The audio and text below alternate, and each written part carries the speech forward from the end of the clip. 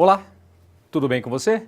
Estamos aqui para a nossa última aula de Direito Empresarial, fechando aí a nossa disciplina de Direito Empresarial. Hoje nós temos que falar sobre recuperação de empresa, falarmos sobre falência, falarmos sobre desconsideração da personalidade jurídica. E eu quero convidar você para estar conosco aqui, para estarmos juntos, para terminarmos essa disciplina e angariar mais aí alguns conhecimentos que vão, sem dúvida alguma, beneficiar o seu currículo lá na frente, ok? Não esqueça, meu nome é Cláudio Moreno e eu estou aqui para terminarmos aí, para completarmos o conteúdo de Direito Empresarial. Vamos dar uma olhadinha no que nós temos hoje? Vamos lá?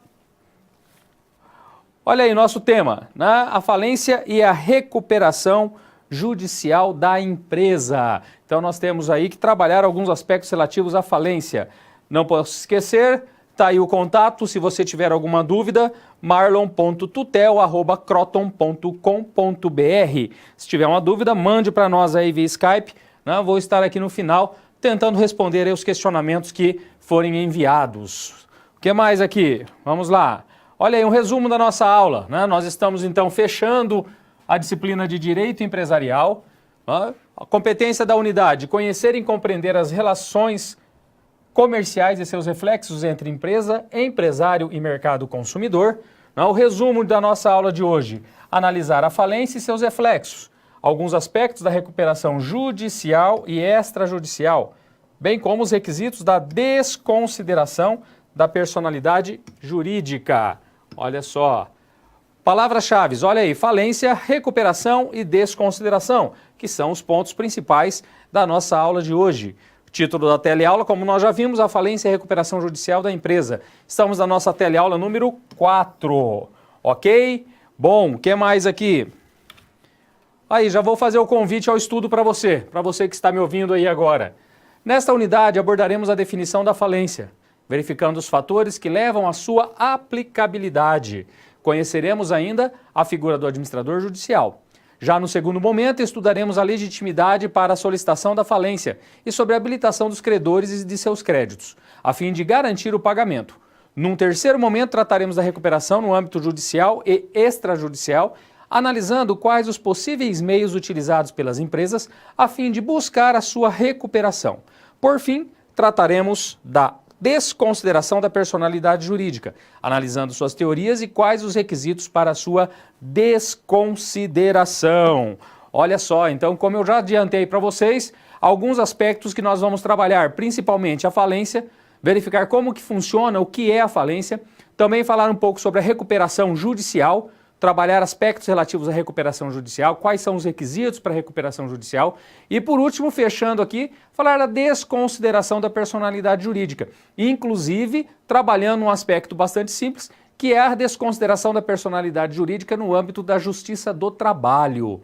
A nossa última análise que nós vamos fazer nesta unidade, ok? O que mais aqui? Não se esqueça, você deve ter voltado já, né? Voltado do feriado, das festas, vindo com todo o conteúdo repassado lá no nosso livro didático e na bibliografia indicada. Não se esqueça disso. Isso é de suma importância para quê? Para que você entenda o que nós vamos falar aqui hoje. Ok? Então, que você tenha feito isso. Também vamos trabalhar esses aspectos, né, nas nossas SPs, você vai verificar aí em cada uma das SPs como que nós vamos trabalhar a ideia da falência, da recuperação e da desconsideração. Sempre levando em conta, né, como nós já vimos, a questão do seu João e o PET.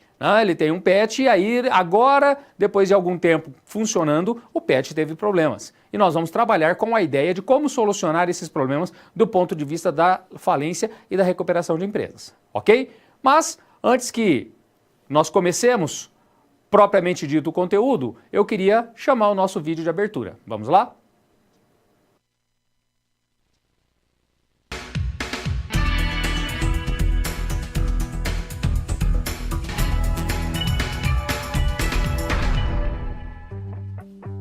Olá, tudo bem?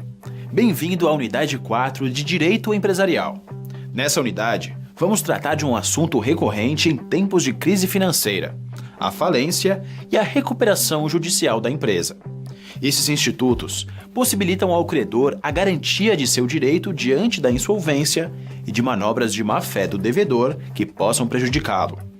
Ao longo dessa unidade, vamos examinar, portanto, o direito falimentar e suas principais características. Vamos compreender o conceito de falência, de legitimidade ativa e entender os reflexos e deveres que recaem sobre o falido. Além disso, você também vai entender o papel do administrador judicial e a função da Assembleia de Credores, e vai explorar a lei de falências, investigando a diferença entre a recuperação judicial, a extrajudicial, a falência e a concordata, e seus procedimentos de acordo com a legislação brasileira.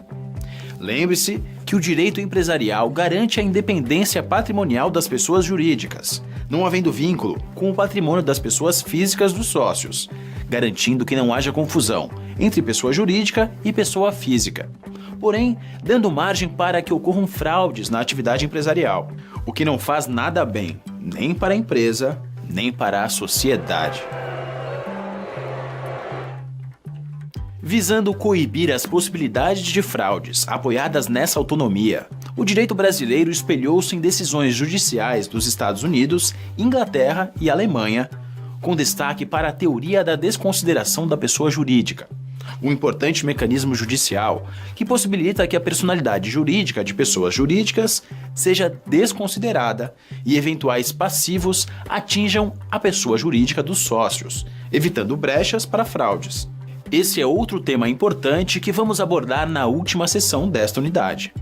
Já na situação da realidade profissional, você vai acompanhar João, que quer ter o seu próprio negócio no ramo de artigos para pet. Para isso, ele deverá buscar informações legais quanto aos procedimentos e exigências a serem cumpridas para poder abrir o seu pet shop. Para ajudar João, você precisará estar a par de uma das principais preocupações do empresário brasileiro: o pedido de falência ou a solicitação de sua recuperação judicial ou extrajudicial, entre outros assuntos de interesse. Bem, por hora é isso. Eu vou ficando por aqui, mas você segue firme nos seus estudos. Leia o seu livro didático, acesse o material complementar, acompanhe as web-aulas e não se esqueça de responder aos questionários das pré- e pós-aulas, ok? Bons estudos e até breve!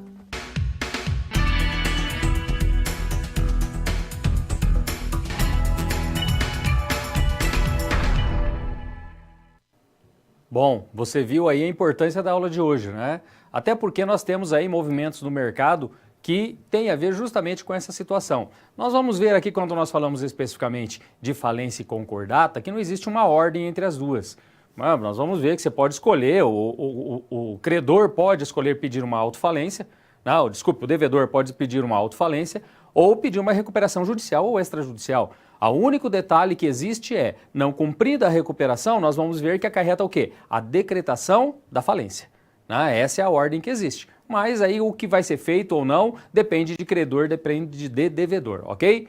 Vamos dar uma olhadinha aqui nos slides, vamos lá? Já fiz o convite, já vimos o vídeo e eu preciso passar aqui alguns conhecimentos prévios que deveria você já estar prontinho aí com eles, né? Primeiro, conhecer o conceito bem como os requisitos da falência e recuperação judicial e extrajudicial. Então você tem duas situações aí, nós vamos ver, né? Falência e recuperação, que pode ser judicial ou extrajudicial. Compreender o quê? A aplicabilidade e requisitos da desconsideração da personalidade jurídica. Trabalhar aspectos da desconsideração da personalidade jurídica também, ok? Verificar isso, porque foi inclusive no vídeo que nós acabamos de assistir, fala exatamente disso, né? Que existe a possibilidade, mesmo que exista, mesmo que esteja vigente o princípio da autonomia, né, da autonomia patrimonial, a possibilidade de desconsiderar a personalidade jurídica para atingir bens dos sócios. Então é isso que nós vamos trabalhar aqui nos próximos minutos aí. Tranquilo? Vamos lá? Olha aí a nossa situação geradora de aprendizagem. A empresa Dog Cat passa por sua pior crise financeira. O senhor João, lá atrás nós vimos na primeira aula que ele foi mandado embora da empresa de ração e decidiu montar o seu próprio pet shop.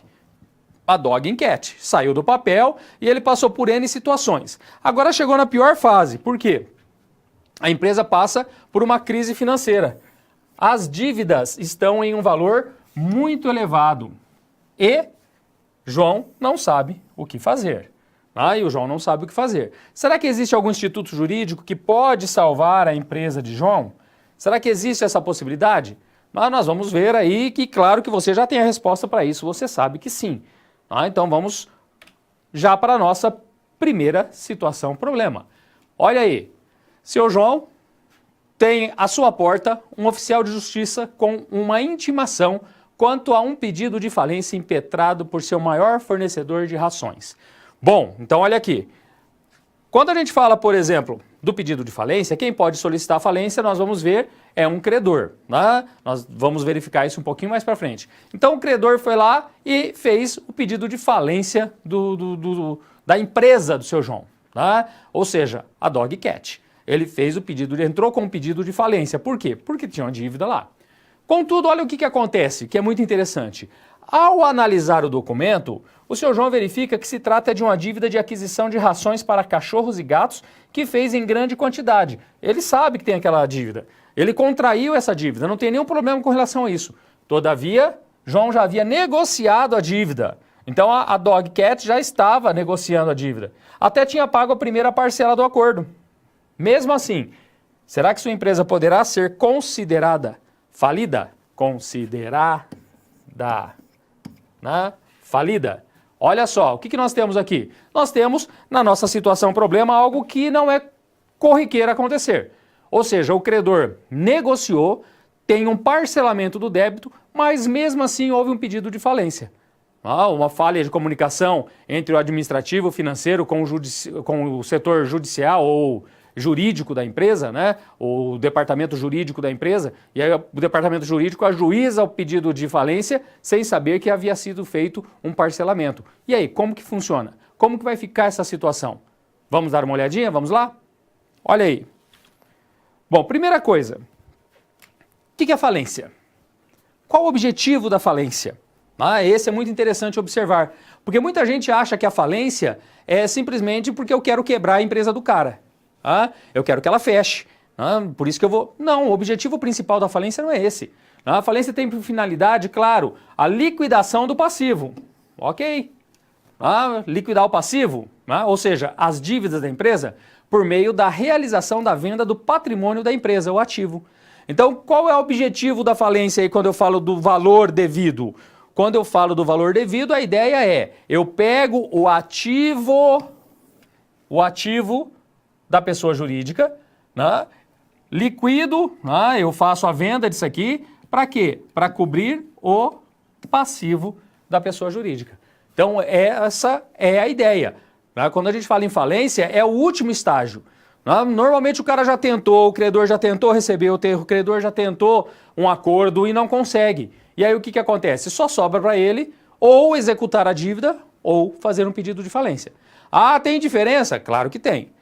Se eu faço uma execução, estou falando do quê? Daquela ação cambiária lá atrás, a possibilidade de receber de um título, por exemplo, uma duplicata que não foi paga. Eu entro com uma ação de execução, mas isso não é falência. Não vai me levar à falência. A falência tem um rito especial.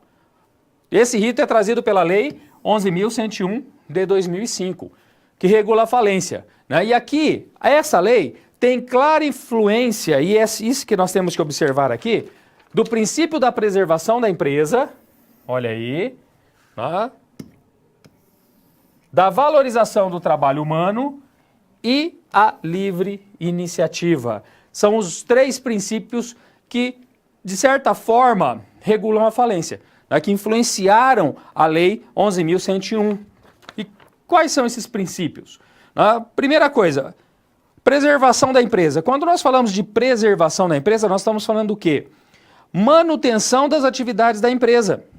Olha só, aquilo que eu disse não é só o recebimento. A ideia da falência é afasta-se o devedor, que seria o sócio, estabelece-se a administração determinada pelo Poder Judiciário, e aí o que acontece? Tenta-se uma manutenção das atividades da empresa. Liquidando tudo que tem, pagando as dívidas, mas tenta-se uma manutenção das atividades da empresa. Por isso a preservação da empresa. Para atingir o quê? O papel social. Ela tem um papel social. Lembra-se que nós falamos lá da função social né, da pessoa jurídica, né, ela tem uma função social. E a ideia é de quê? De continuar as atividades, né, não objetivamente, ou não somente objetivando os lucros, né, mas também continuar a sua atividade. Então, por isso se fala do princípio da preservação da empresa, ok? Segundo, a valorização do trabalho humano. Bom, quando nós falamos de valorização do trabalho humano, princípio da preservação da empresa, né, o que isso tem a ver? Quando a gente fala da valorização do trabalho humano, nós estamos falando o quê? De existência digna da pessoa. Não escravidão ou não condição análoga à de escravo. Né? Cumprimento das leis trabalhistas, salário digno, férias, tudo isso tem a ver com valorização do trabalho humano. Né? E a valorização do trabalho humano é lógico, está previsto lá no artigo 170 da Constituição, como um dos princípios que rege a própria economia como um todo. Né? Então, a valorização do trabalho humano. E a livre iniciativa. O que é a livre iniciativa? É justamente essa busca por vantagem e obtenção de lucro, desde que maneira lícita. A autonomia individual que o empresário tem para a realização de um trabalho. É a liberdade de ingressar no mercado para exercer determinada atividade econômica. Então, quando nós falamos de livre iniciativa, é lógico que nós estamos falando que o empresário pode fazer isso. Ele vai colocar o capital dele nessa situação. Onde ele vai colocar, o que ele vai fazer, qual o trabalho que vai realizar, no que ele vai empreender. Isso é livre iniciativa, ok? E aí tem mais um detalhe que é interessante a gente observar. Quando nós falamos da falência, é um instituto típico do regime jurídico empresarial. O que isso quer dizer? É muito interessante, por quê? A falência só se aplica à empresa ou atividade empresarial. Por isso que ela é um instituto típico do regime jurídico empresarial. Eu não tenho a falência da pessoa física. Eu, você que me ouve, nós não podemos falir. Não existe esse instituto no Brasil. Nos Estados Unidos tem. Nos Estados Unidos existe o instituto que a pessoa física, a pessoa natural, ela pode falir. No Brasil, a falência, conforme a Lei 11.101, ela se aplica exclusivamente àquelas empresas que têm atividade empresarial. E se você veio para cá e observou o nosso livro didático, lá constam algumas atividades que não se aplica de maneira alguma ao regime da falência. Por exemplo, o banco. O banco ele tem uma liquidação que é feita pelo Banco Central, não é falência. Então, olha só. Outros se aplicam parcialmente, mas isso você viu lá no nosso livro, ok? Bom, vamos lá. O que mais aqui? Outra coisa. Quando nós falamos da insolvência, a simples insolvência do devedor não caracteriza por si só a instauração da falência. Olha só. Somente insolvência, está devendo somente isso? Não, não é somente isso. Deve estar associada a alguns dos seguintes fatores aqui. E esses fatores estão lá no artigo 94 da Lei 11.101. Primeiro, a impontualidade injustificada. Então, tem insolvência? Tem, mas a impontualidade é injustificada. Porque pode acontecer de uma impontualidade ser justificada. Depende da situação prática. Isso pode ocorrer.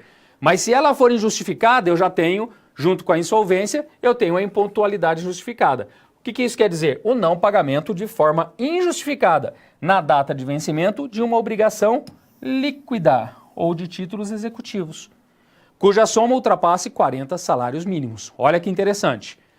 A lei estabelece que o pedido de falência só pode ser ajuizado desde os créditos que estão representados naquele pedido de falência tenham mais de 40 salários mínimos, que hoje dá mais ou menos aí 40 mil reais.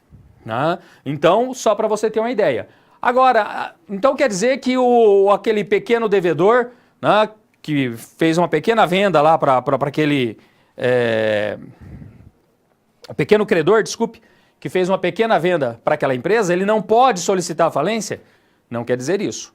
Ele pode se juntar a outros. Então, suponhamos que nós temos lá 4 credores. Cada um tem 10 salários mínimos em título.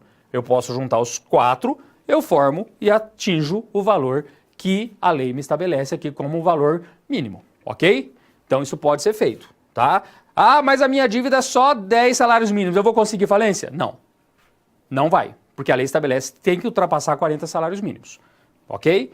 Outra situação que pode acarretar a instauração da falência, a execução frustrada, ou seja, o credor executa um título, né, que é um direito garantido, contra um devedor, né, e sendo que esse omite o pagamento. O que isso quer dizer? Lembra-se que nós vimos lá que o seu João foi protestado por um cheque que ele avalizou de R$500? Então, o que nós dissemos lá? Ele foi protestado, qual que era o passo seguinte se o seu João não tivesse feito a quitação, o pagamento desse título? Muito simples, ia ser ajuizada uma ação de execução para recebimento daquele título. É essa execução que eu estou falando. Vamos supor, e aqui tem um fato bastante interessante, vamos supor que eu entre com uma execução, sei lá, eu tenho lá um cheque de R$5.000, eu não, né? Nós vamos ver que um credor, um determinado credor que se encaixe na possibilidade que a lei traz, ele tem um cheque de R$5.000. Ele entra com uma execução contra o devedor. Tenta receber de tudo quanto é jeito, não consegue, o devedor é citado, o devedor não paga, o devedor não nomeia bens, são procurados bens em nome desse devedor, dessa pessoa jurídica, não são encontrados, é feita uma vasculhada a vida dessa pessoa jurídica de cabo a rabo e não tem patrimônio. Bom, não tendo patrimônio, uma execução frustrada pode ser objeto ou pode ajudar a fazer um pedido de falência. Então, se eu tenho execução frustrada, eu posso muito bem pedir uma declaração de tudo o que aconteceu naquela execução, pedir para retirar o título e fazer o que com ele? Entrar com um pedido de falência. E aí eu não preciso observar o quê? Os 40 salários mínimos. Entendido isso? Então, a execução frustrada, quando ela ocorre, quando eu não localizo bens, eu posso fazer um pedido de falência. E não vou precisar observar os 40 salários mínimos que a impontualidade injustificada requer. Ok? Outra situação pode ser por atos de falência. Atos de falência, o que são? Comportamentos que revelam a insolvência do devedor. E aí eu tenho algumas situações que são trazidas lá pelo nosso livro, como por exemplo, o negócio simulado. Vai saber se o devedor não fez, a empresa devedora aí não fez simulou alguma negociação. Pode ter transferência do estabelecimento. Pode ser que tenha dado garantia real, o abandono. Então, esses aqui são alguns requisitos que precisam estar juntamente com, especificamente, o quê? A insolvência do devedor. Ok? Presentes essas situações, eu tenho a possibilidade de fazer o quê? De fazer o requerimento da falência. Bom, então o que nós temos aí? Nós temos a situação do seu João. Teve um pedido de falência? Teve. O débito existia? Ele comprou? Comprou. Só que ele renegociou aquela dívida. Então como que fica isso? Será que estão presentes requisitos para que seja decretada a falência, para que seja solicitada a falência? Vamos resolver a situação problema? Vamos lá? Olha aí.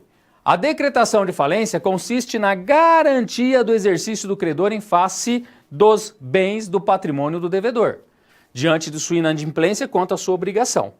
Verificamos que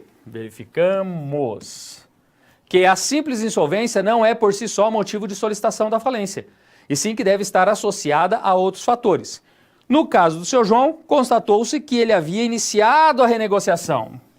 Eu nem diria que ele havia iniciado a renegociação da dívida. Eu já vou dizer aqui diferente, ele negociou a dívida, porque ele já pagou até a primeira parcela. Ele não iria pagar se não tivesse um documento assinado. Então essa dívida ela foi renegociada, para que não configurasse a sua insolvência. Desse modo, seu João pode apresentar a renegociação a fim de pôr fim ao pedido de falência impetrado pelo credor. Olha só, então o que acontece aqui? Ele está em dia com as suas obrigações. Por que ele está em dia com as suas obrigações? Porque ele renegociou essa dívida. Agora tem um detalhe bastante interessante. Quando ocorre essa renegociação de dívida, e nós vamos ver isso um pouquinho mais à frente, se ela ocorrer dentro do processo judicial, é uma coisa. Se ela ocorrer fora do processo judicial, acontece uma outra situação, que foi a do seu João. Então, o que vai acontecer? Seu João apresenta em juízo esse documento, né, constitui advogado, apresenta isso em juízo, e aí o que vai acontecer nesse momento? O juiz vai verificar que existe uma negociação que foi realizada, que está em dia, e pronto, ele vai extinguir o pedido de falência. E aí pode ter para a empresa o quê? Condenação em honorários, sucumbência, né? Então tem tudo isso que ela pode ser condenada em decorrência disso. Foi uma falha. Né? Então isso é só para vocês terem uma ideia. Eu, por exemplo, eu já tive pedidos de falência, vários pedidos de falência, com base na impontualidade injustificada, já tive, não pagou. Né? Já tive pedido de falência com base especificamente na execução frustrada. Não, a pessoa não pagou, executei. A pessoa jurídica não pagou, executei. Não encontrei bens, pedi a declaração, pedi o título, extingui a execução e entrei com pedido de falência. E já tive pedido de falência em decorrência do quê? Do abandono do estabelecimento. Sumiu, desapareceu. Então, só para vocês terem uma ideia de como isso é muito dinâmico, né? Como isso acontece no dia a dia aí. E vocês estão tendo notícias de várias situações que empresas brasileiras estão passando aí, às vezes por recuperação, né? Se não cumprir a recuperação, nós vamos entrar no sistema da falência também. Tranquilo? Entendido até aqui? Vamos continuar aqui, vamos lá? Olha aí, a nossa segunda situação, problema. Depois de 15 anos de atividade, seu João está passando por uma situação apertada financeiramente, negociando com fornecedores e, neste momento, dispensando alguns funcionários, o que é muito comum. Né? Por quê? Porque a ideia, quando se está passando por uma situação financeira problemática, inclusive aqui com com um crédito muito acima do débito, né? Um débito muito acima do crédito, né? Inverti, é que você reestruture a empresa. Inclusive, quando a gente fala, por exemplo, em recuperação judicial, existe um plano de recuperação. Né? Fazer a recuperação da empresa, não só da questão financeira. Somado a isso, o oficial de justiça, de novo, né, outro pedido, olha como tem problemas a empresa. Né? O oficial de justiça está à sua porta com um processo de falência solicitada por um de seus maiores fornecedores. Tem ciência, né, o seu João tem ciência que realmente há insolvência por sua parte. O que fazer e quais as consequências são as perguntas chaves que o seu João deve responder neste momento. Assim, ele conta com a sua ajuda para que a sua empresa não tenha que fechar as portas. Olha só, a situação é bastante difícil. Tanto é que nós já temos um segundo pedido de falência. Esqueça do primeiro. O primeiro solucionou. De que forma que solucionou? Apresentou a negociação, resolveu, extinguiu o pedido de falência. Aqui é uma outra situação. E ele reconhece que ele não pagou a dívida. Ele reconhece que não houve pagamento desse débito. Então ele está insolvente. Tá? Então nós temos uma insolvência injustificada. Olha só. Vamos lá? Vamos ver como fica essa situação? Bom, olha aí. A falência visa a preservação, como eu já tinha dito para vocês, né? O princípio da preservação, e a otimização da utilização produtiva dos bens e recursos produtivos do devedor. Essa é a ideia. Normal, contudo, é muito comum que quando chegue nessa situação, o que acontece? Quando chega nessa situação, nós temos a empresa não conseguindo sair de uma situação como essa, e aí acaba decretando a falência. Mas a ideia não é essa. A ideia é a preservação e a otimização da utilização produtiva. Por meio do quê? Do afastamento. De quem? Do devedor. Afasta-se o devedor. Afasta-se o empresário, afasta-se o sócio das atividades. O juiz nomeia o administrador para quê? Para que ele faça a administração disso. É lógico que em muitas situações não vai resolver muita coisa, vai acabar sendo decretada a falência. Mas a ideia é justamente que exista o quê? Uma manutenção da pessoa jurídica, ok? Das atividades empresariais, né? De acordo com o artigo 75 da Lei 11.101. Assim que esta é decretada, a antecipação dos vencimentos das dívidas do devedor, bem como dos demais sócios responsáveis de forma ilimitada e solidária. Então, olha só. Então, não se esqueçam disso. Por quê? Quando há a decretação da falência, né? E aí estou falando da decretação, é lógico que tem todo um caminho para seguir, né? Para se chegar até a falência, nós temos, né, os requisitos aqui, mas o que acontece? A antecipação dos vencimentos da dívida. Ah, não, mas essa dívida vai vencer só daqui 6 meses. Não importa, se existe um decreto de falência, antecipa-se todos os vencimentos. Né? Tudo que é devido passa a vencer, né? Passa a ter o seu vencimento antecipadamente conforme a falência. Mas aqui tem um detalhe que nós precisamos observar. Quais são esses requisitos aqui, né? O que tem que ser observado, né, quando a gente fala para chegar até a falência? Primeira situação é a condição de empresário. A condição de empresário. Como eu disse para vocês... Ixi, vai ficar ruim de escrever aqui, hein? Aí, condição de... Tá falhando. Nem vou terminar. Né? Começou a falhar aqui. Né? Então, anotem aí. Condição de empresário. Então, o que eu preciso? Eu preciso que a pessoa contra a qual eu vou pedir falência, ela seja empresária, né? Tenha atividade empresária, como nós vimos. Senão, não cabe pedido de falência. Segunda situação, insolvência confessada ou presumida. Pode ser que a insolvência seja confessada, tem lá um documento que comprove isso, ou seja presumida, deixou de pagar, não pagou os títulos no prazo, e eu tenho que ter uma sentença declaratória da falência. Então, para chegar na falência, precisa observar isso. Não é simplesmente, eu entro com pedido de falência, pronto, o juiz já decretou a falência. Não, tem todo um procedimento que tem que ser observado até chegar aonde? Na decretação da falência, numa sentença que decreta a falência dessa pessoa jurídica. Ok? Bom, mas tem mais um detalhe aqui. Quem é que pode requerer a falência? Quem é que pode solicitar a falência? Olha aí, a primeira coisa, o próprio devedor.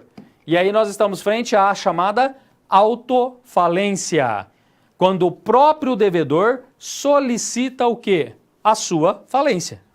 Não é muito comum, porque normalmente se ele quer fazer isso de maneira antecipada, ele tenta a primeira recuperação. Ele tenta a recuperação. A não ser que ele não possa mais requerer a recuperação. Depende do que aconteceu. Aí ele pode requerer a autofalência, ok? Vamos supor que o empresário faleça. O cônjuge sobrevivente, qualquer herdeiro do devedor ou o inventariante podem solicitar a falência da pessoa jurídica também. Não tem problema. O cotista ou acionista do devedor também pode. Qualquer dos credores que esteja regularmente registrado na junta comercial. Olha só. Então, tem um detalhe bastante interessante. Tanto quem pede como contra quem é pedido tem que estar registrado na junta comercial. Por quê? Porque esses são aqueles que podem se utilizar do sistema da falência. Então, qualquer dos credores que esteja regularmente registrado na junta comercial. Tranquilo? Olha aí, o que mais? Quando nós falamos disso, após requerida a falência, o devedor será citado para que possa apresentar a sua contestação em 10 dias. Se a motivação da requisição da falência for a impontualidade, cabe ao devedor depositar a quantia devida juntamente com a correção monetária, juros e honorários advocatícios. Olha só. Então, o que acontece aqui? O oficial de justiça não está lá na porta do pet shop do seu João? Não está levando especificamente um mandado de citação de uma falência? Está. O que ele pode fazer? Primeiro, contestar em 10 dias. Então, o prazo para a contestação é de 10 dias. Então, quando nós falamos desse prazo para a contestação, ele pode, de repente, tem alguma situação em que ele pode contestar aquele pedido. Na nossa situação problema, tem alguma situação? Não. Não tem. Por quê? Olha aqui, é a impontualidade. O seu João sabe que não pagou e não teve nenhum problema. Ele não está discutindo aquele débito. Ele não está discutindo o produto que foi entregue. Ele não pagou. Ele recebeu o produto, vendeu e não pagou. Ok? Então, quando a motivação da requisição da falência for em pontualidade, cabe ao devedor o quê? Depositar a quantia devida. Então, eu posso fazer isso? Posso. né? Inclusive aqui a gente chama de elidir a falência ou o pedido de falência. O que eu posso fazer? Eu posso especificamente chegar lá no juiz, né, fazer um depósito judicial do débito. Pronto, paguei. Elidir a falência, o juiz vai chamar o credor, vai pedir para o credor se manifestar quanto ao valor, se está tudo certo, se está o principal, se está os juros, se está a correção, se estão os honorários, se foram pagas as custas processuais. E sendo pago tudo isso, resolveu, morre o processo de falência. Né? Não tem mais o que fazer, ok? Se não fizer nada disso, ou seja, se não fizer a contestação e não depositar a quantia devida, o que pode acontecer? Pode ser decretada a falência, iniciando-se o quê? A habilitação dos credores. E aí, a habilitação dos credores, você já sabe o que é. Vai ser publicado em edital, supostamente, né, dando ciência para todo mundo, para que quem seja credor daquela pessoa jurídica apresente o seu crédito, né, e apresente documentalmente o seu crédito para que possa ser habilitado como credor. Então, tome cuidado, né? Por quê? Porque se não for feito isso, especificamente, o que acontece? Decreta a falência. Bom, só que aqui tem um negócio bastante interessante, ainda dentro da falência. O pedido de falência elidido converte-se em processo de cobrança. Bom, tudo bem. O que eu estou querendo dizer aqui, ou o que está querendo ser dito aqui? O objetivo inicial do processo de falência é receber o valor, não é? Ok, tranquilo. Se o devedor foi lá e depositou todo o valor devido, né, como nós vimos no slide anterior, o processo de falência vai ser extinto. Mas pode ser que seja feito um acordo nos autos, né, dentro da falência. Né, eu não faço. Né, por experiência própria, né, eu não faço acordo dentro de falência. Por quê? Porque a partir do momento que você faz um acordo dentro do processo de falência, não, mas tudo bem, é meu amigo, eu vou fazer aqui uma caridade para ele e vou dividir esse débito em 10 vezes. Perfeito. O juiz vai homologar aquele acordo e vai extinguir o pedido de falência. Daqui 3 meses, o devedor deixou de pagar aquele acordo que foi feito na falência. O que vai acontecer? Você vai poder voltar atrás e falar assim, ô juiz, por favor, era um pedido de falência, ele não pagou, decreta a falência. Não vai. Não vai, porque o objetivo primeiro da ação era receber o valor e não fazer acordo. Se foi feito um acordo, vai virar um processo de cobrança. Acabou. Vai ser um processo de cobrança. Ou seja, a natureza do processo de cobrança é lógico que tem um acordo, não pago, você entra com um cumprimento de sentença. Só que não é falência, deixou de ser falência. Então tome cuidado. Fazer acordo no processo de falência, eu particularmente não concordo e não instruo os meus clientes a fazer isso. Por quê? Porque depois vai ter que fazer tudo de novo. Ou seja, você perdeu o objeto da falência, vai ter que ficar só com a cobrança, né? A não ser que você tenha uma carta na manga, tenha outros títulos e aí você requeira a falência, depende da situação. Mas eu não aconselho a realizar esse acordo durante o processo de falência, ok? Quer fazer o acordo? Procura antes, faz antes, porque daí você tem um título antes de entrar com o processo de falência. Não no processo de falência, ok? O que mais aqui? Bom, vamos lá. Vamos resolver a nossa segunda situação, problema? Olha aí, o pedido de decretação de falência do pet shop pelo fornecedor é plausível, não é? Ou seja, não está revestido das formalidades necessárias, não preenche os requisitos necessários. O seu João reconhece a dívida, falou que está devendo mesmo, não pagou. E o que sobra para o seu João aqui? Para evitar maiores danos, seu João deverá realizar o pagamento. O depósito judicial dentro do prazo legal, visando com isso interromper o processo de falência. Caso isso não ocorra, poderá ser decretada a falência de seu pet shop, iniciando-se assim a habilitação dos credores. Bom, então o que sobra para o seu João nessa situação? O que vai acontecer nesse caso prático? Muito simples, ou ele paga, ok? ele paga o valor que é devido, ou então ele pode ter decretado a falência. Não tem outro jeito. Tá? Poderia ter um motivo para contestar? Claro que poderia, mas nós não temos essa informação para dizer, não, vai contestar porque o valor está errado, o produto que foi entregue tem defeito, tem algum problema aquele produto, não era aquilo, né? Inclusive o produto está aqui parado porque ninguém quer comprar, porque não era isso que eu pedi. Depende.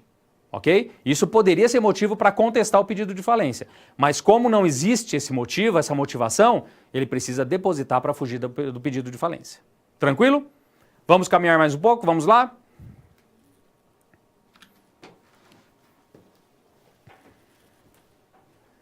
Olha aí a nossa terceira situação problema.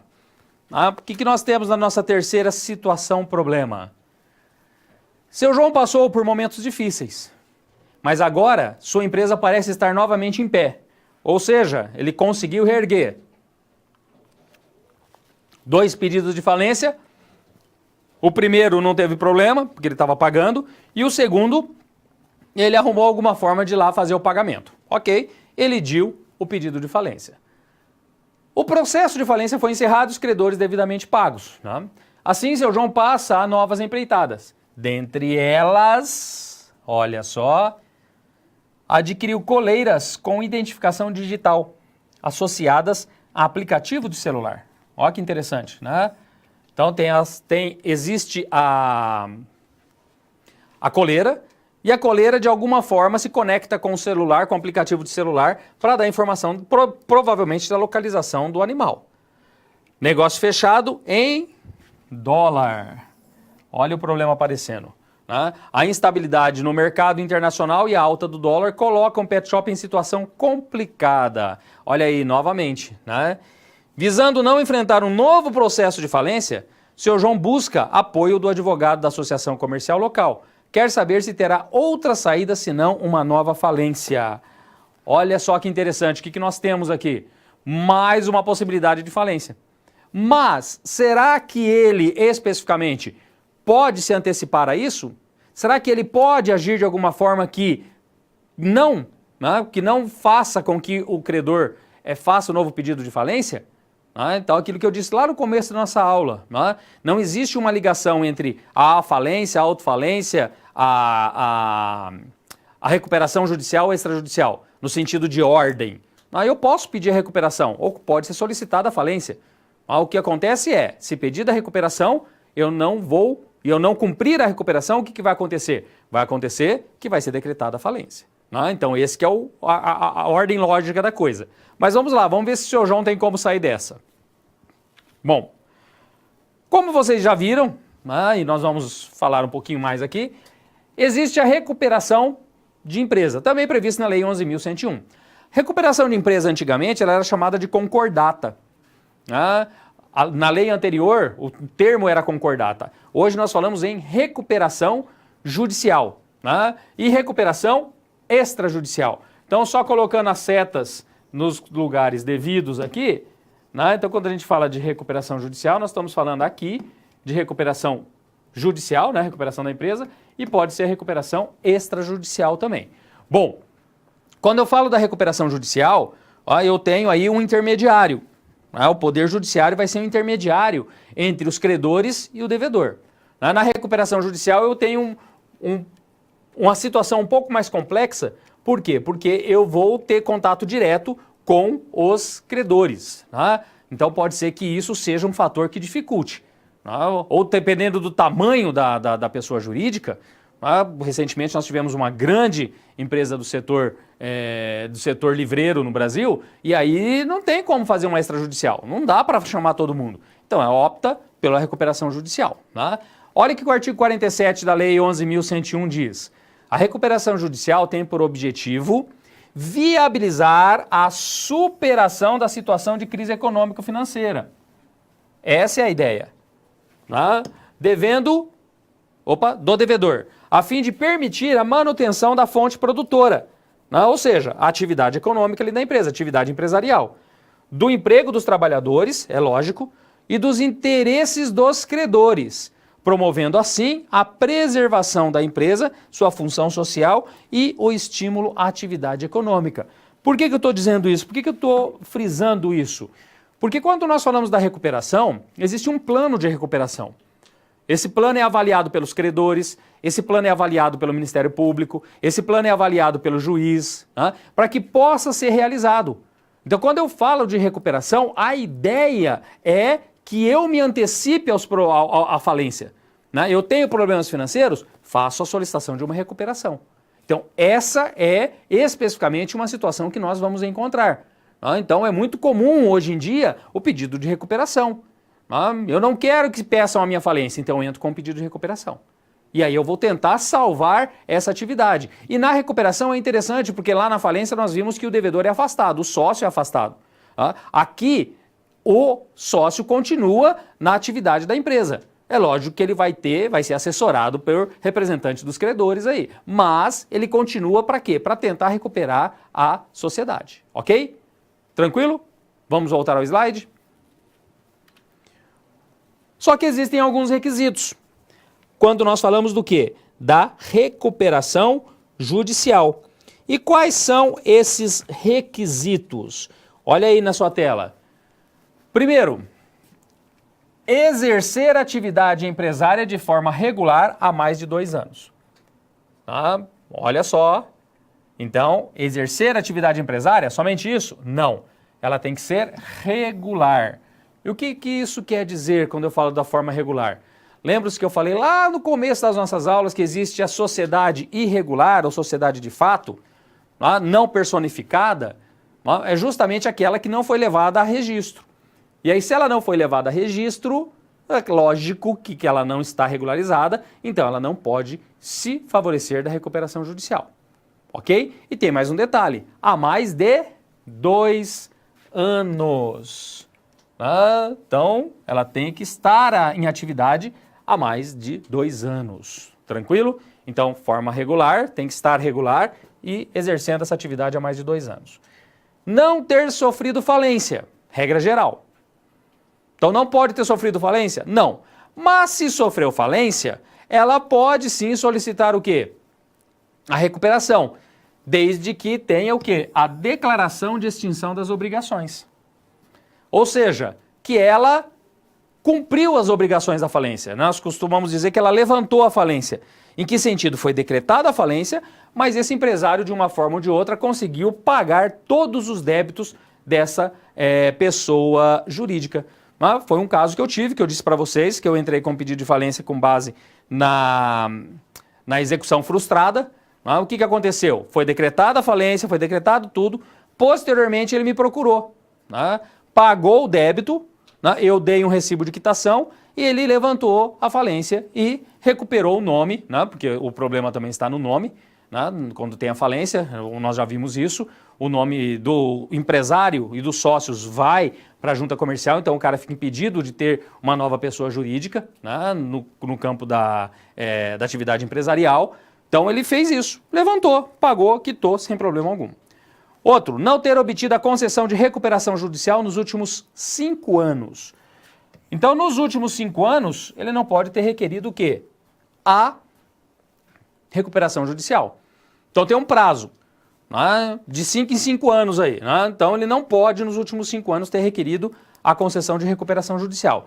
E esse tempo aumenta se houve uma recuperação judicial com plano especial. Plano especial com redução dos juros, redução de valores, nos últimos 8 anos. Então, quando eu tenho a recuperação judicial com um plano especial, eu tenho um prazo de 8 anos. Ok? Então, não pode ter requerido esse tipo de recuperação nos últimos 8 anos. Tranquilo? Entendido até aqui? Bom, outro. Não apresentar, condenação por crime falimentar. Olha que interessante. Crime falimentar. Pode ocorrer lá no meio da falência que tenha ocorrido um ato de crime? Pode. Inclusive pode ter condenação penal. Existem crimes falimentares. Existem crimes dentro do procedimento de falência. Atos que são cometidos pelo sócio, pelo administrador, que acarretam um crime falimentar. Então não basta somente aqueles outros lá. Não. Pode ser que tenha tido uma falência, que não tenha nenhum crime falimentar? Claro que pode. Essa então, né, desde que não apresente condenação, isso é interessante, não é indício de crime, é condenação. Se eu estou falando condenação é porque eu tenho uma sentença. Então, se tiver condenação, se existir uma condenação, não pode requerer o quê? A recuperação judicial. Ok? Então entendam isso. Agora, quais os efeitos da recuperação? Os créditos existentes no momento do pedido de recuperação judicial estão sujeitos a ela, mesmo que ainda não estejam vencidos. Olha que interessante, né? O grande objetivo aqui é justamente fazer o quê? Um pacote só. Quando eu falo da recuperação judicial, a ideia é qual é o meu prazo para conseguir pagar isso? São 12 meses? Então, o que vai vencer nesses 12 meses? Todos os créditos entram para isso. Ou posterior a 12 meses, né? Então, todos os créditos vão entrar, eu posso, de repente, solicitar um desconto, eu posso solicitar um abatimento de juros daquilo que eu devo, né? E me propor a pagar, eu vou pagar 75% de tudo no prazo de 12 meses, tanto por mês. Eu posso fazer isso, essa é uma proposta, não estou dizendo que vai ser aceita. Mas é uma possibilidade. Então o que acontece nesse caso? Neste caso nós vamos ter exatamente o quê? Esse vencimento das dívidas aí. Todos os créditos têm que ser colocados. Ou seja, quando eu faço solicitação da recuperação judicial, eu tenho que ter esse plano. Eu tenho que dizer para o juiz quem são os meus credores, quais são os valores, que tipo de título que eles têm. Eles têm título com garantia, sem garantia, são quirografários, o cara que tem cheque devolvido. Então, nesse caso específico, eu tenho que apresentar tudo para o juiz. Eu tenho que abrir o cofre, o caixa da empresa e abrir tudo para o juiz. Então, quando a empresa age de maneira correta e chega um momento de dificuldade, isso não é nenhum problema. Agora, duro quando a empresa não age de maneira correta. E aí, como vai fazer para apresentar essas coisas para o juiz? Esse é o detalhe. Ok? Vamos voltar ao slide aqui? O que nós precisamos terminar aqui? Precisamos solucionar a situação problema, na situação problema número 3. Bom, e o seu João? Como que vai fazer? Bom, primeira coisa, caberá ao seu João visando sanar o seu compromisso com a importadora, bem como para que não tenha sua falência solicitada novamente, ele não aguenta mais falência, pedido de falência, buscar a medida da recuperação judicial. Alguém pode estar falando, mas professor, por que não é a extrajudicial? Ele poderia encaixar na extrajudicial? Claro que poderia. Dependendo da situação fática, ele poderia sim solicitar recuperação judicial. De repente ele tem lá de credor 2, 3. Ele poderia, ficaria até mais fácil. Mas a SP nos leva a levar à conclusão da recuperação judicial. A recuperação judicial, naquilo que eu disse, que existe uma intermediação aí, é muito interessante para o devedor, a intermediação do Poder Judiciário. Esta medida possibilitará ao seu João reorganizar-se financeiramente para que possa, ainda na administração de sua empresa, olha aquilo que eu disse, isso não ocorre na falência, lembram-se, e com os seus funcionários honrar seus compromissos. Ele não vai mudar a estrutura da empresa. Ele pode ter sim uma reestruturação, de repente pode ter corte, pode, um ou outro, uma reestruturação de valores, uma reestruturação de prática de preços, deixar de praticar algumas atividades que não dão lucro, pode tudo isso. Ele vai ter que apresentar tudo isso no plano de recuperação. Cabe a ele a composição de um plano de recuperação, olha aí que eu acabei de falar, para homologação judicial. Neste momento não poderá alienar, onerar bens ou direitos, com exceção de concessão judicial. O que isso aqui quer dizer? Vai ser homologado, primeira coisa, recuperação judicial com a participação dos credores, do comitê de credores, vai ser homologado judicialmente. Agora, nesse momento, enquanto está sendo realizado tudo isso, ele não pode alienar, onerar bens ou direitos. Não pode vender um patrimônio dele. Ele não vai poder, salvo se tiver concessão judicial. Ou seja, o juiz autorize. Se o juiz autorizar, ele poderá sim vender um determinado patrimônio para pagar alguma dívida. Pode ser que o juiz e os credores entendam, não, realmente isso é muito bom, você quita, vende isso, quita e resolve o problema, sem problema algum. né? Mas tem que ter isso. Ele não pode sozinho chegar lá, eu vou vender, pronto, acabou. Não, não pode, ok?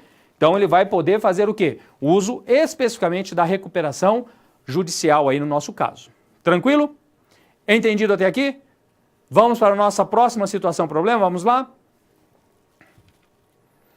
Olha aí, nossa situação problema número 4. Bom, falamos um pouco de falência, falamos um pouco de recuperação judicial. Você entendeu um pouco do que se trata a falência e a recuperação judicial. E aí eu preciso tratar outro assunto com vocês. Quais são esses assuntos? Primeiro, falar da desconsideração da personalidade jurídica, ok? Quando nós falamos da personalidade jurídica, primeira coisa, olha aí a nossa situação problema. Caio, oficial de justiça e cliente, traz a seu João a notícia que um dos credores da empresa peticionou à justiça um pedido de desconsideração da pessoa jurídica de seu João.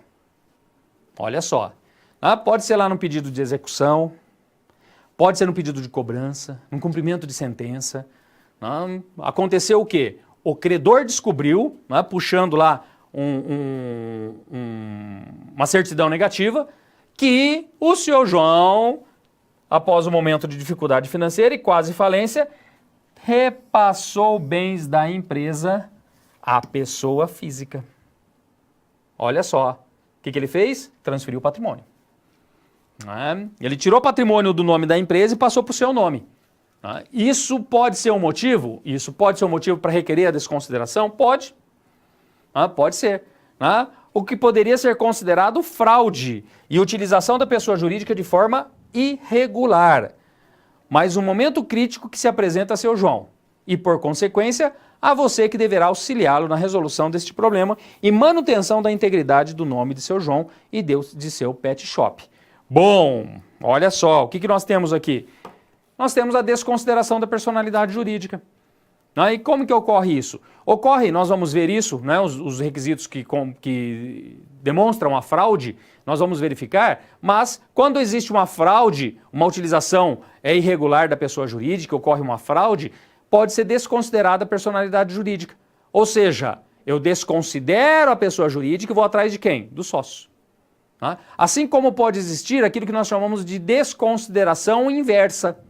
O que é a desconsideração inversa? É quando a pessoa física, para fugir de obrigações do âmbito da pessoa natural, da pessoa física, ela transfere patrimônio para a pessoa jurídica.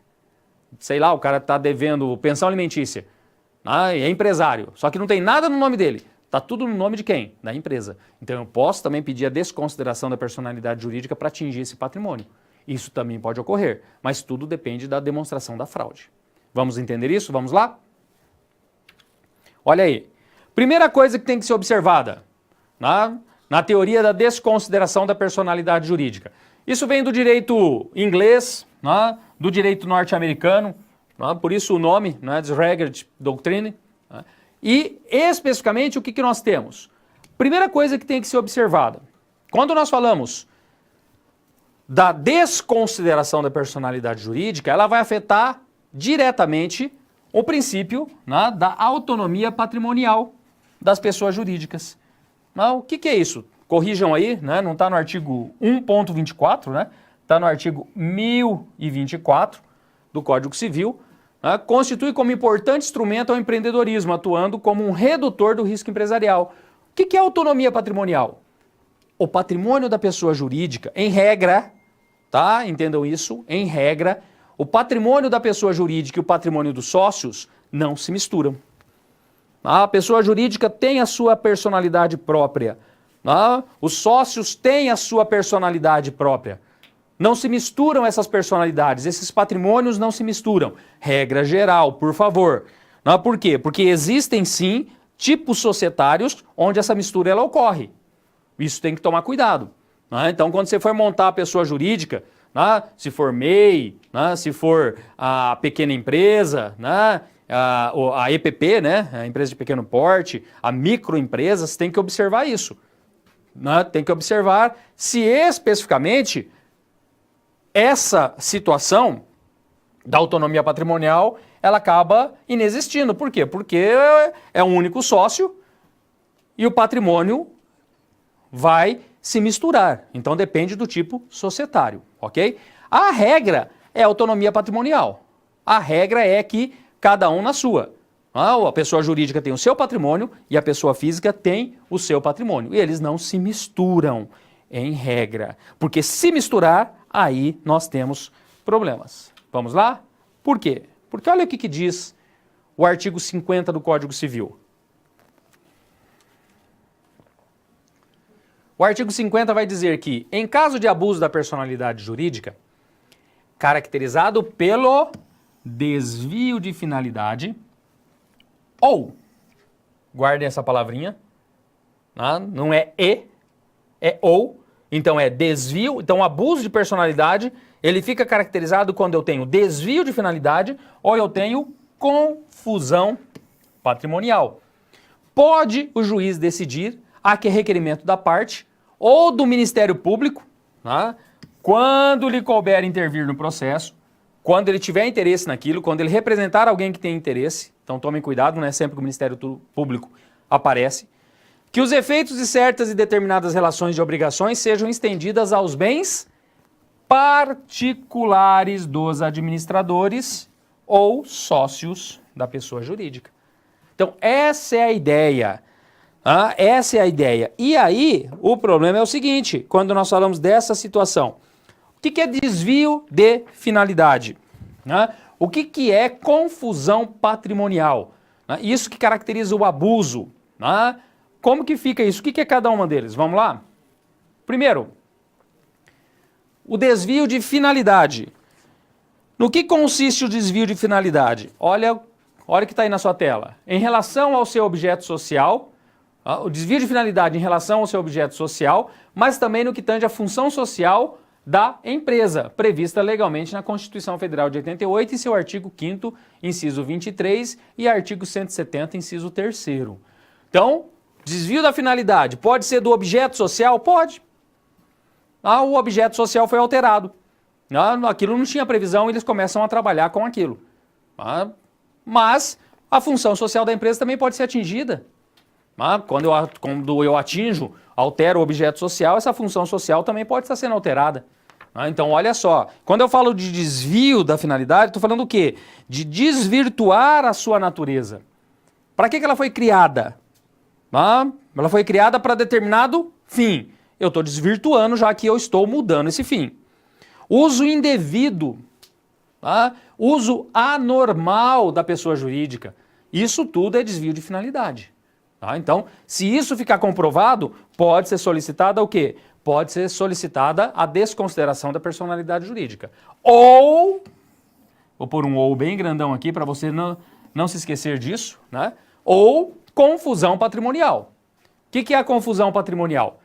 A mistura entre os negócios da sociedade, ou seja, a pessoa jurídica, e o dos sócios, ou seja, as pessoas físicas que atuam de forma negligente quanto à separação entre seus negócios enquanto pessoa física com os da empresa, impossibilitando a escrituração contábil transparente e própria. Então, o que o cara faz quando a gente fala da confusão patrimonial? Ele faz aquilo que eu disse para vocês, ou seja, ele mistura o patrimônio. Ele pega o que era da empresa e passa para o seu nome. E às vezes isso dificulta a escrituração. Às vezes não tem como dar entrada, daí tem que fazer o quê? Tem que fazer uma manobra, tem que dar um jeitinho para que encaixe aquilo dentro daquilo que ele quer fazer, ou seja, de transferir o patrimônio. Então isso pode acontecer? Pode. E se isso acontecer, é um motivo que caracteriza o abuso. E caracterizado o abuso, eu posso ter a desconsideração da pessoa jurídica. Então o credor da pessoa jurídica vai poder solicitar a desconsideração e atingir o quê? O patrimônio do sócio. Olha só. Então, tome cuidado com isso. Então, por que eu coloquei o ou? Não se esqueçam, é um ou outro. Não é conjunto, tem que aparecer os dois. Não, o artigo 50 não fala isso. Vamos voltar aos slides, vamos lá? Olha aí. Então, desvio de finalidade ou confusão patrimonial. Tranquilo? Entendido aqui? Se não entendeu, vamos lá. Vamos mande o seu questionamento aí, que depois eu vou aqui tentar responder. E se eu não conseguir, vocês têm os canais aí, vai poder solicitar a resposta a essa dúvida, ok? Então, desvio de finalidade ou confusão patrimonial. E não se esqueçam daquilo que eu disse com relação especificamente à situação da desconsideração inversa. Por quê? Porque na desconsideração inversa, isso aqui também ocorre. Existe uma confusão patrimonial. Só que ao contrário, a pessoa tira o patrimônio da pessoa física, o seu patrimônio próprio, e joga dentro da pessoa jurídica, para não pagar os seus credores, mas enquanto o quê? Enquanto pessoa física e não pessoa jurídica. Então tome cuidado, eu já vi situações aí onde o que o cara faz? O cara tem lá uma dívida muito grande de pensão alimentícia. Você sabe que a pensão alimentícia é uma daquelas que você tem até a possibilidade de prisão lá por 30 dias, você ficar preso em decorrência de pagamento de uma dívida alimentícia. Só que o cara não tem patrimônio nenhum. Eu já presenciei essa situação. Não tem. Procura, tira Detran, tira registro de imóveis, tira a declaração do imposto de renda, não aparece patrimônio nenhum, mas ele tem lá uma participação em uma pessoa jurídica. Aí quando puxa o patrimônio da pessoa jurídica, o que acontece? Aparece um leque enorme de bens. Aí a pessoa jurídica tem patrimônio. Então, o que pode acontecer? Aquele credor da pensão alimentícia, com base nessa documentação, pode solicitar o quê? Pode solicitar que especificamente seja decretado o quê? A desconsideração da personalidade jurídica. Mas aí não é para atingir os bens do sócio, é para atingir os próprios bens da pessoa jurídica para que seja suportado o débito de uma ação que esteja correndo contra um sócio. Então isso pode ocorrer também, ok? Não se esqueça disso, nós temos essa situação. Entendido até aqui? Claro até aqui? Vamos caminhar mais um pouco, vamos lá? Olha aí, resolvendo a nossa situação, problema, o que aconteceu aí? Vamos lembrar um pouquinho. O que aconteceu? O seu João teve lá, durante um período, ele transferiu um patrimônio da pessoa jurídica para ele. Fez aí a confusão patrimonial. Olha aí, se houver configuração de confusão patrimonial, caberá a desconsideração da personalidade jurídica, independentemente de ter diminuído ou não o patrimônio da empresa. Qual que é o fator preponderante? Confusão patrimonial. Então, tomem cuidado. Então, pode acontecer? Pode. Qual que vai ser o caminho para o seu João? Resolver isso para não entrar nessa discussão de desconsideração da personalidade jurídica. Por quê? Porque ele realmente efetuou a transferência do patrimônio. E se ele efetuou a transferência do patrimônio da pessoa jurídica para a pessoa física, ocorreu confusão patrimonial. Então, ele precisa tomar muito cuidado. Então, qual que é o caminho aqui? Se eu estou sendo consultado como advogado, o que eu falaria para o seu João? Vamos pagar a dívida. Porque o credor só está solicitando a desconsideração da personalidade jurídica porque provavelmente ele não achou patrimônio ou porque o patrimônio que ele encontrou não suporta a dívida, não suporta a execução. Bom, de repente ele não tem os 40 mil reais lá ou mais para entrar com pedido de falência. Então ele entra com a execução. E aí o que ele faz? Detectou isso, ele pode pedir a desconsideração da personalidade jurídica. Então, vamos atrás, resolvemos e acabamos com qualquer discussão relativa àquilo que deu origem a esse pedido de desconsideração da personalidade jurídica. Resolvemos o problema, limpamos o terreno novamente e o seu João vai poder caminhar normalmente aí com o pet shop. Não vai acarretar nenhum problema. Por quê? Porque ele quita, ele mata isso lá na origem. Ele mata na origem o quê? O problema que apareceu, que foi essa dívida aí, alguma dívida que tenha aparecido, que levou o credor a fazer o quê? Um pedido de desconsideração. Tranquilo? Entendido até aqui? Vamos caminhar mais um pouco? Vamos lá? Olha aí, temos mais uma situação. Criei mais uma aqui para vocês darem uma pensada. Olha aí. A empresa do seu João sofreu um processo trabalhista, sendo que essa empresa foi condenada a pagar o valor de R$8 mil. A empresa não paga, seu João bate o pé, fica embirrado, porque o funcionário era isso, porque o funcionário era aquilo, porque o funcionário fazia aquele outro, porque tem até a possibilidade de desvio de dinheiro desse funcionário, mas não ficou nada comprovado e o seu João é condenado. E ele não vai pagar a dívida de pirraça. Tá? Porque ação trabalhista, toma cuidado. Tá? Você que está aí estudando, né? Você que pretende empreender, que pretende trabalhar, né, como empresário, dívida trabalhista tem que ser quitada. Tá? O processo trabalhista corre muito rápido, ele é célere, tá? Principalmente quando o trabalhador tem que receber. Tá? Então tome cuidado. Então o João não paga a dívida, o reclamante realiza todas as diligências, desculpem, visando conseguir a penhora de bens da empresa. Tá? Ele tenta, foi lá, tá? Fez aquilo que eu falei, na Justiça do Trabalho, fez o levantamento, né? E tudo hoje, isso que vocês têm que tomar cuidado, tudo hoje é eletrônico. Né? Então, foi lá, fez um pedido de penhora online. O juiz entra num sistema que chama Bacen Jude e tenta localizar dinheiro em nome da empresa. Não achou. Ele entra num sistema que chama Renajude e localiza carros em nome da pessoa jurídica. Não achou. Né? Ele entra lá, tem uma declaração de renda. Ele entra pelo sistema da Receita, né, da Receita Federal, e solicita a declaração de bens dessa pessoa jurídica. Não tem nada. Né? E aí o que acontece? O reclamante poderá, nesse caso, solicitar a desconsideração da personalidade jurídica? Olha só. E aqui é interessante porque não estou falando de abuso. Eu tenho aqui narrado algum abuso? Transferiu algum patrimônio? Não, vamos supor que não transferiu patrimônio nenhum. Então, esse é o interessante da situação. Por quê? Porque nós temos que, e você precisa entender isso daqui. A jurisprudência trabalhista,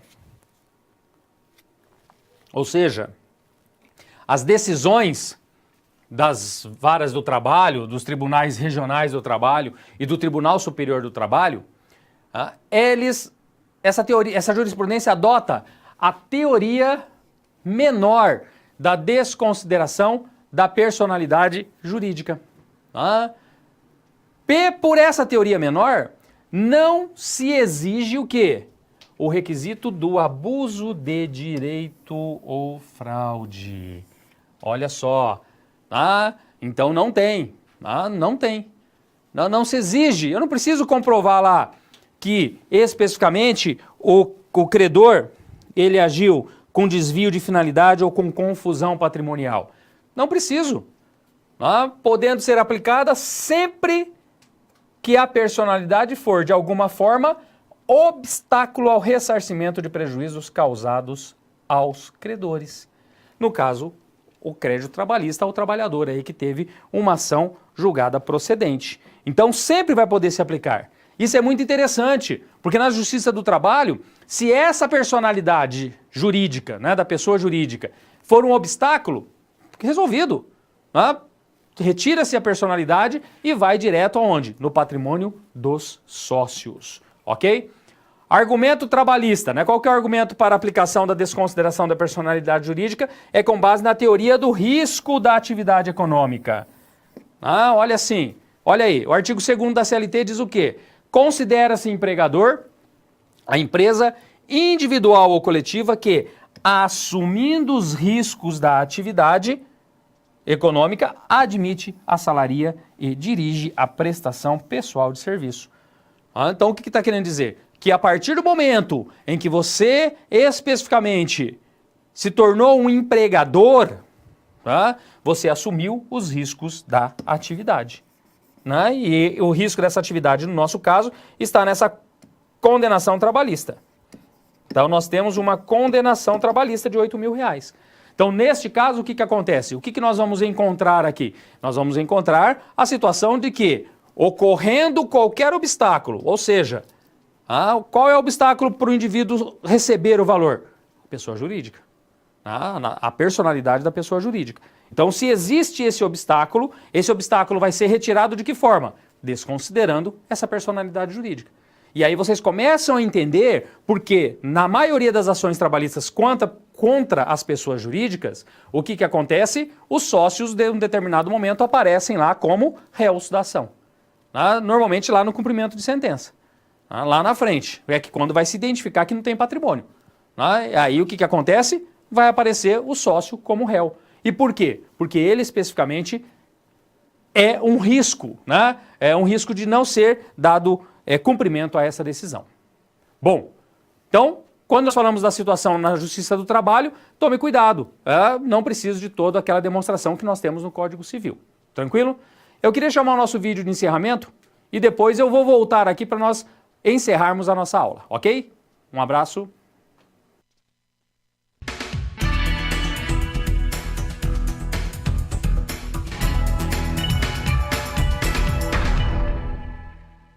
Olá!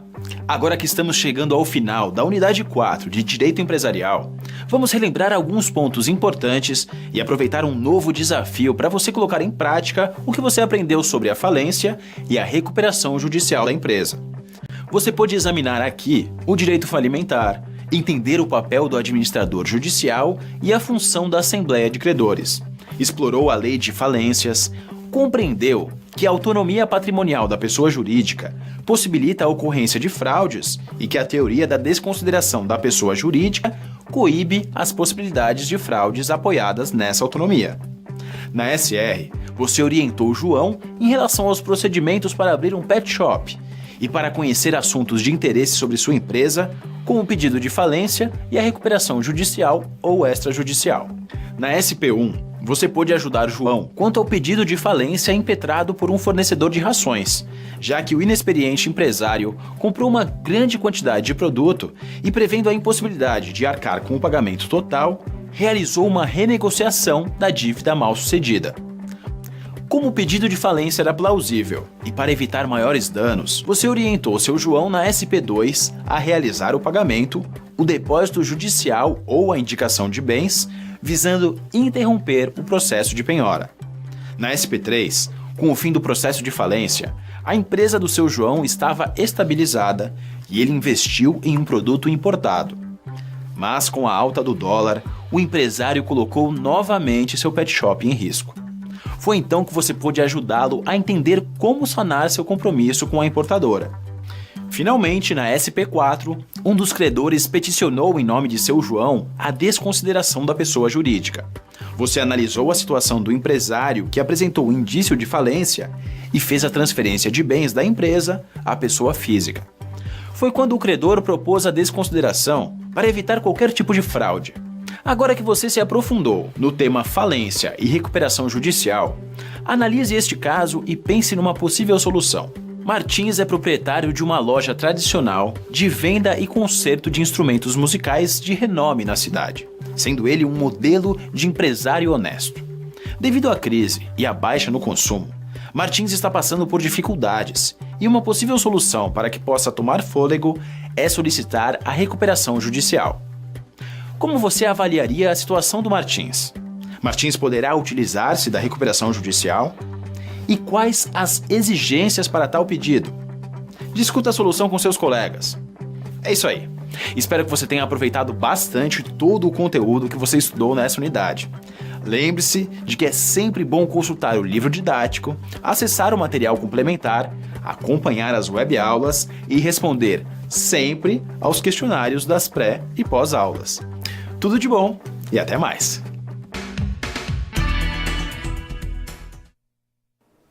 Bom, você viu aí que nosso vídeo trouxe uma outra situação. E essa fica facinho de se responder, né? Eu coloquei aqui quais são os requisitos, então você tem nos slides aí quais são os requisitos. Eu vou, dentro das perguntas que chegaram, eu quero só fazer referência a uma, não vai dar tempo de ver todas, vieram várias, eu vou dar um jeito de responder essas questões.